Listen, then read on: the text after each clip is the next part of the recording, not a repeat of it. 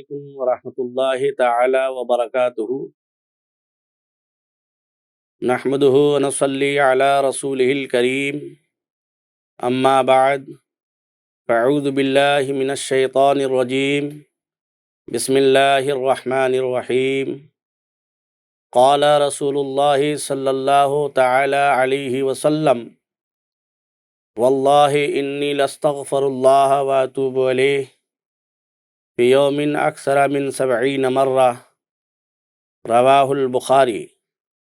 صدق رسول اللہ صلی اللہ تعالی علیہ وسلم، وقال اللہ تعالی فی شان حبیبہ الکریم، ان اللہ وملائکتہ یصلون علی النبی، یا ایہا الذین آمنوا صلوا علیہ وسلموا تسلیما۔ اللہم صلی علی سیدنا مولانا محمد وعلی آل سیدنا مولانا محمد، بارک وسلم صلو علیہ صلاۃ وسلام علیک یا رسول اللہ، صلاۃ وسلام علیک یا حبیب اللہ۔ محترم ناظرین کرام، آج کے اس درس حدیث میں ہمارا موضوع توبہ اور استغفار سے متعلق ہے، لہذا اولاً توبہ اور استغفار کی تعریف، پھر توبہ اور استغفار سے متعلق چند احادیث مبارکہ مع ترجمہ سماعت کریں۔ بعد احادیث مبارکہ کی تشریح اقوال علماء اور صوفیاء کی روشنی میں سماعت کریں گے۔ محترم ناظرین، تو آئیے سب سے پہلے توبہ اور استغفار کا لغوی معنی جان لیا جائے۔ لغت میں استغفار کا معنی طلب غفر ہے، اور غفر کا معنی چھپانا ہوتا ہے، کیونکہ استغفار کی برکت سے گناہ ڈھک جاتے ہیں، اس لیے اسے استغفار کہتے ہیں، یعنی گزشتہ گناہوں کی معافی طلب کرنا یا زبان سے گناہ نہ کرنے کا عہد کرنا استغفار کہلاتا ہے۔ لغت میں توبہ کا معنی رجوع آتا ہے، اور شرع میں توبہ کا معنی معصیت سے رجوع کرنا اور اس سے پشیمان ہونا، ایسے مضبوط ارادے کے ساتھ کہ دوبارہ گناہ کی طرف نہیں لوٹے گا، یعنی آئندہ گناہ نہ کرنے کا عہد کرنا یا زبان سے گناہ نہ کرنے کا عہد کرنا توبہ کہلاتا ہے۔ توبہ کی نسبت کبھی اللہ تبارک و تعالی کی طرف کرتے ہیں، جیسے کہا جاتا ہے تاب اللہ علیہ، یعنی اللہ تعالی نے رحمت اور توفیق توبہ سے اس کی جانب رجوع فرمایا، یا شدت نرمی کی جانب رجوع فرمایا۔ اور اگر توبہ کی نسبت بندہ کی جانب ہو تو اس کے معنی ہوتے ہیں گناہ سے طاعت کی طرف، غفلت سے ذکر کی طرف، اور غیبت سے حضور کی طرف لوٹ جانا۔ توبہ کرنے کا مطلب ہے بندہ گزشتہ گناہوں پر نادم ہو، گناہ نہ کرنے کا عہد کرے، اور جس قدر ہو سکے اسی قدر گزشتہ گناہوں کا عوض اور بدل ادا کرے۔ نمازیں چھوٹ گئی ہوں تو اس کی قضا کرے، کسی کا قرض رہ گیا ہو تو اس کو ادا کرے۔ حضرت جنید بغدادی رحمۃ اللہ تعالی علیہ فرماتے ہیں، دل لذت گناہ بلکہ گناہ کو بھول جائے۔ علامہ طیبی نے کہا کہ توبہ کا شرعی معنی یہ ہے کہ گناہ کو قبیح اور برا جان کر فوراً ترک کر دے، اس سے جو تقصیر ہوئی ہے اس پر نادم اور شرمندہ ہو، اور آئندہ اس گناہ کو نہ کرنے کا عزم مصمم کر لے، اور جو گناہ اس سے سرزد ہو گیا ہے اس کا تدارک اور تلافی کرتا رہے۔ سید الطائفہ حضرت جنید بغدادی رضی اللہ تعالی عنہ سے لوگوں نے پوچھا توبہ کسے کہتے ہیں؟ تو انہوں نے فرمایا گناہ کو بالکل بھلا دینا توبہ کہلاتا ہے، یعنی دل سے گناہ کی مٹھاس اس طرح سے مٹ جائے گویا کہ وہ گناہ کو پہچانتا ہی نہیں۔ علامہ ابن حجر عسقلانی رحمۃ اللہ تعالی علیہ نے فرمایا کہ اگر اس کے ذمہ حقوق اللہ ہیں تو وہ نوافل اور فروض کفایہ میں مشغول ہونے کے بجائے ان فوت شدہ فرائض کو ادا کرے، کیونکہ جس شخص کے فرض نمازیں اور فرض روزے قضا ہوں وہ شخص نوافل میں مشغول نہ ہو۔ نوافل میں مشغول اگر ہوں تو نفل ادا کرنے کی حالت میں بھی وہ فسق سے خارج نہیں ہوگا۔ مطلب یہ ہے کہ توبہ کرنے والا توبہ اسی وقت اس کی مکمل طور پر قبول ہوگی کہ جب جتنے گناہ اس سے سرزد ہوئے ہیں وہ دھیرے دھیرے ان گناہوں کا تلافی کرتا رہے۔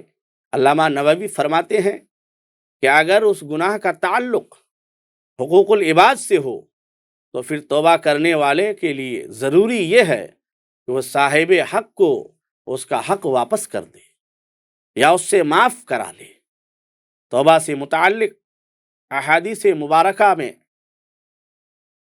بڑی تفصیل کے ساتھ اس کا ذکر آیا ہے۔ ہم چند احادیث کو آپ کے سامنے پیش کرتے ہیں۔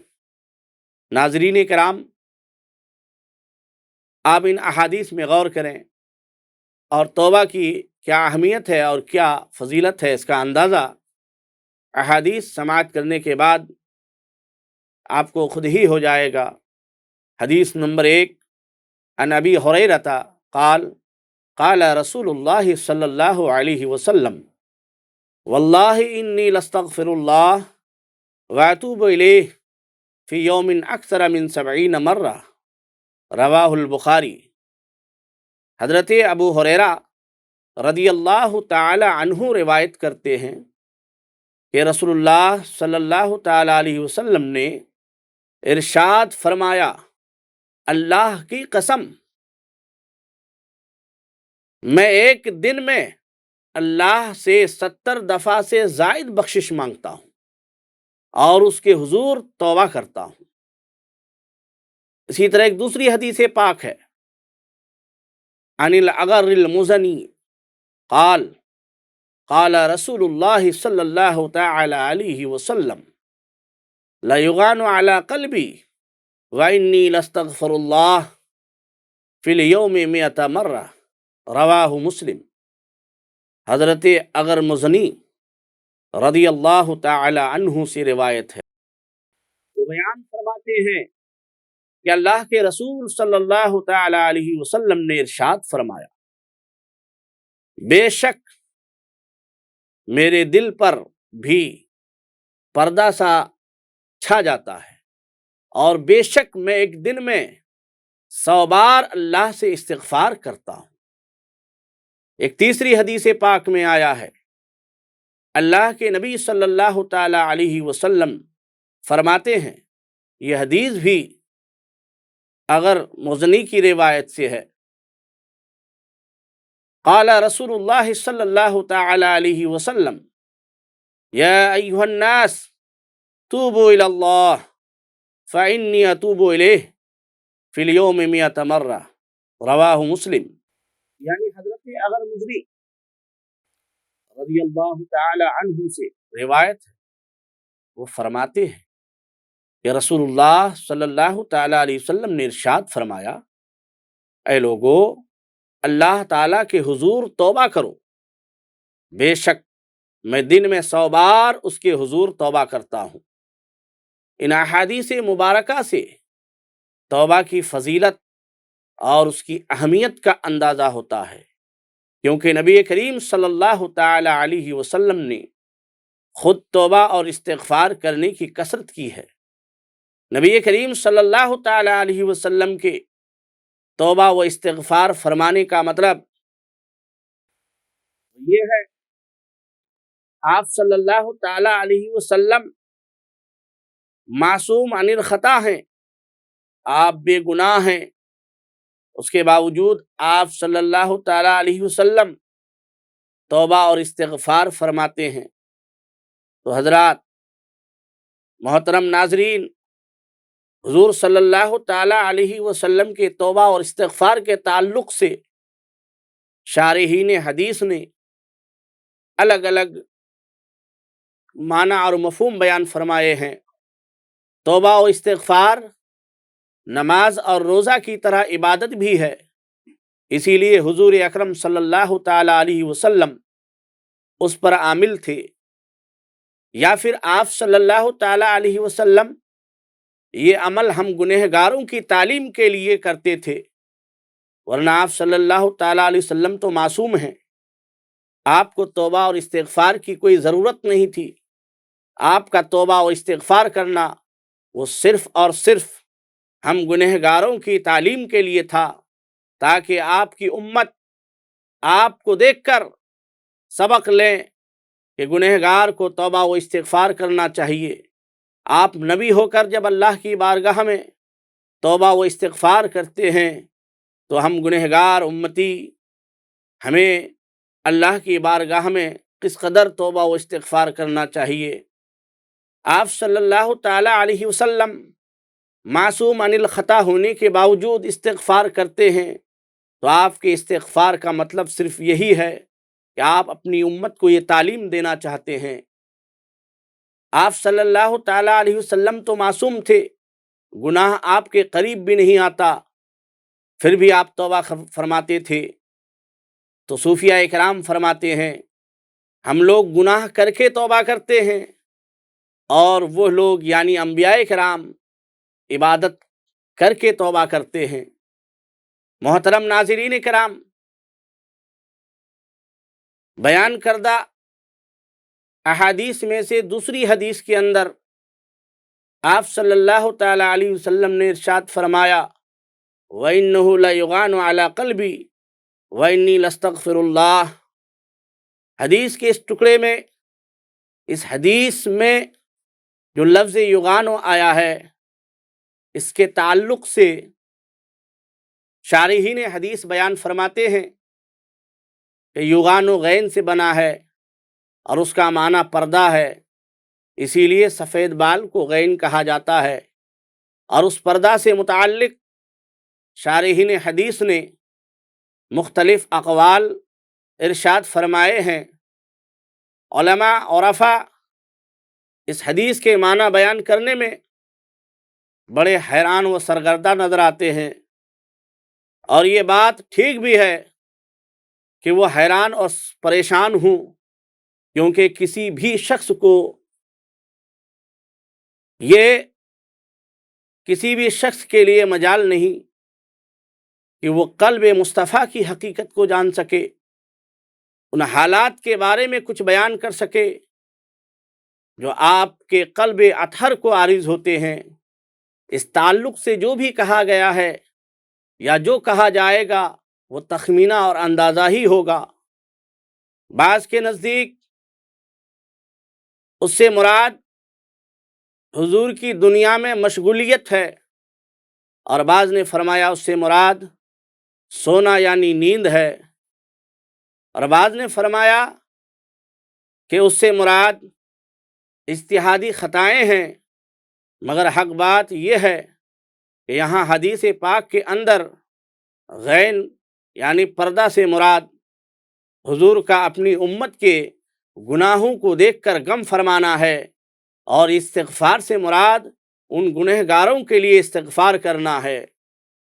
ناظرین کرام، حضور سرور کائنات صلی اللہ تعالی علیہ وسلم تا قیامت اپنی امت کے سارے حالات پر مطلع ہیں۔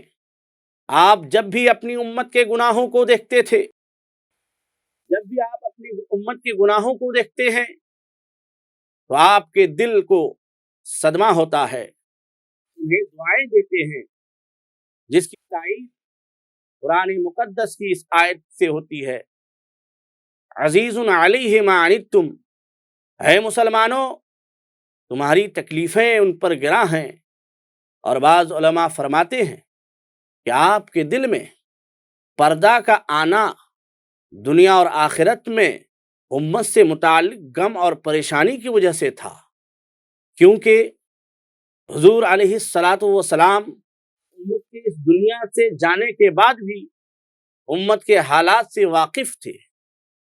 محترم سامعین، ناظرین، بعض صوفیاء کرام فرماتے ہیں کہ وہ پردہ انوار کا پردہ تھا، اغیار کا پردہ نہیں تھا، اور یہ اشارہ ہے اس جانب جس کو بعض عارفین نے کہا ہے کہ حضور نبی کریم صلی اللہ تعالی علیہ وسلم کے قلب شریف کی یہ حالت تھی کہ ہر وقت اور ہر گھڑی حق کے انوار آپ کے قلب پر پڑتے تھے، اور آپ ہر آن ان تجلیات میں ترقی کرتے چلے جاتے تھے۔ جب آپ اوپر کے درجے میں پہنچتے تو نیچے والے درجے کو اپنے لیے گناہ کی طرح خیال کرتے تھے، اس وجہ سے آپ اس نچلے درجے میں ہونے سے استغفار کرتے تھے۔ واللہ عالم۔ توبہ سے متعلق اللہ رب العزت فرماتا ہے، یا ایھا الذین آمنوا توبوا الی اللہ توبۃ نصوحا، اے ایمان والو توبہ کرو اللہ تعالیٰ کے حضور توبہ نصوحا۔ دوسری جگہ ارشاد فرماتا ہے، توبوا الی اللہ جمیعا ایھا المؤمنون لعلکم تفلحون، تم سب توبہ کرو اللہ کی طرف اے ایمان والو تاکہ تم فلاح پاؤ۔ اللہ کے رسول صلی اللہ تعالی علیہ وسلم نے توبہ کے تعلق سے ارشاد فرمایا، ما من شیء احب الی اللہ من شاب تائب الی اللہ تعالی، یعنی توبہ کرنے والے جوان سے زیادہ اللہ تعالیٰ کے نزدیک کوئی چیز محبوب نہیں۔ اور ایک دوسری جگہ آپ صلی اللہ تعالی علیہ وسلم نے ارشاد فرمایا، التائب من الذنب کمن لا ذنب لہ، گناہ سے توبہ کرنے والا ایسا ہے گویا کہ اس نے گناہ ہی نہیں کیا۔ مولا تعالی ہم سب کو صدق دل سے گناہوں سے توبہ کرنے کی توفیق عطا فرمائے، آمین، بجاہ سید المرسلین صلی اللہ تعالی علیہ وسلم، وآخر دعوانا ان الحمد للہ رب العالمین، استغفر اللہ ربی من کل ذنب واتوب الیہ۔ السلام علیکم ورحمۃ اللہ تعالی وبرکاتہ۔ حدیث